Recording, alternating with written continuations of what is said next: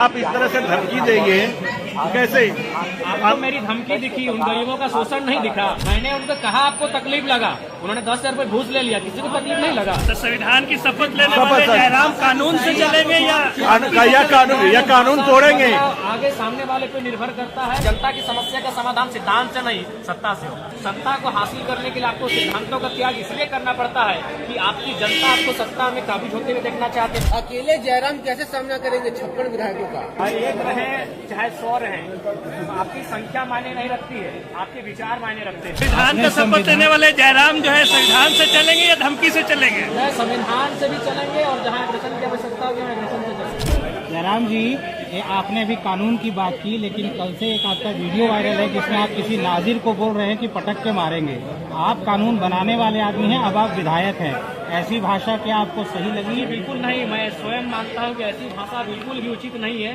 लेकिन सवाल ये है कि आप लोग इस विषय को भी जानना होगा कि एक नाजिर जो कि सरकारी नौकरी करता है, उसे कई हजार रुपए तनख्वाह मिलती है और एक गरीब मजदूर से 10,000 रुपए घूस लेता है। जब उसको हम फोन करते हैं तो 3 बार फोन को काट देता है, बोलता है हम बाहर में हैं, तो स्वाभाविक है मानवीय प्रतिक्रिया होती है। अगर यहाँ वे लोग ईमानदारी पूर्वक अपना कार्य को करेंगे तो किसी को ना अपना व्यवहार को बदलने की आवश्यकता है, ना भाषा में कड़वाहट लाने की आवश्यकता है। लेकिन सवाल तो यही है ना जयराम जी की कानून व्यवस्था देखने का काम तो किसी और का है। अगर आप इस तरह से धमकी देंगे तो कैसे? आपको मेरी धमकी दिखी, उन गरीबों का शोषण नहीं दिखा। क्यों नहीं दिखता है? आपको मेरी धमकी दिखी, मैंने उनको कहा आपको तकलीफ लगा, उन्होंने 10,000 रुपए घूस ले लिया, किसी को तकलीफ नहीं लगा। तो संविधान की शपथ लेने वाले जयराम कानून से चलेंगे या कानून तोड़ेंगे? आगे सामने वाले पे निर्भर करता है, 100 में से 1 मिस्टेक होगा। जयराम जी आपने संविधान का शपथ लेने वाले जयराम जो है संविधान से चलेंगे या धमकी से चलेंगे? संविधान से भी चलेंगे और जहाँ एग्रेशन की आवश्यकता होगी वहाँ एग्रेशन से चलेंगे।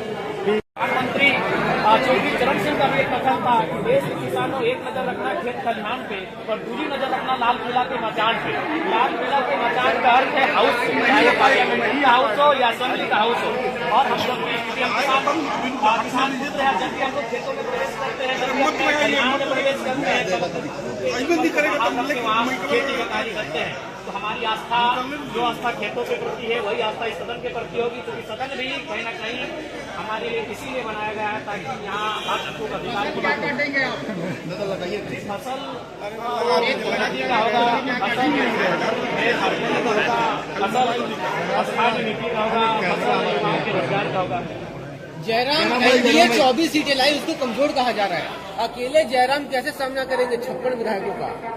देखिए, मेरा मानना है कि एक रहे चाहे 100 रहे, आपकी संख्या मायने नहीं रखती है, आपके विचार मायने रखते हैं। तो जब मैं अपने तर्कों को यहाँ प्रस्तुत करूंगा, वो तर्क तमाम आपके चैनल के माध्यम से पूरे राज्यवासी देखेंगे, तो उनमें तय करेंगे कि जयराम महतो अकेला अपने जो बातों को रख रहा है वो 56 पे भारी पड़ रहा है या फिर 56 उन पे भारी पड़ रहे हैं, वो राज्यवासी तय करेंगे।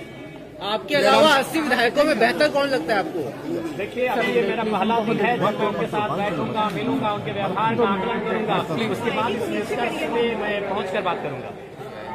सीट पे लड़ रहे हैं, हम तो सड़क में लड़ रहे हैं, हम तो सड़क के बाहर भी लड़ रहे हैं, तो एक सीट से हम लड़ेंगे। मुद्दों की आवाज जो बार बार कहते रहे, सिद्धांत पर लड़ते हैं, क्या सिद्धांत पर चलने के लिए सत्ता जरूरी नहीं? बिल्कुल जरूरी है। मैंने अपने इंटरव्यू में भी कहा था कि सिद्धांत और सत्ता दोनों विपरीत दिशा में है, लेकिन कभी कभी सत्ता को हासिल करने के लिए आपको सिद्धांतों का त्याग इसलिए करना पड़ता है कि आपकी जनता आपको सत्ता में काबिज होते हुए देखना चाहती है। क्योंकि जनता की समस्या का समाधान सिद्धांत से नहीं, सत्ता से हो। 5 साल में कभी ऐसा भी मौका आएगा कि आप सत्ता के साथ हो सकते हैं? देखिए, ये तो सरकार की कार्यशैली पर निर्भर करता है और हमारी जनता, जो 12 लाख जनता और उसके बाद जो झारखंड की जनता है, उनके प्रति जो सरकार का रवैया रहेगा उस रवैये पर निर्भर करता है।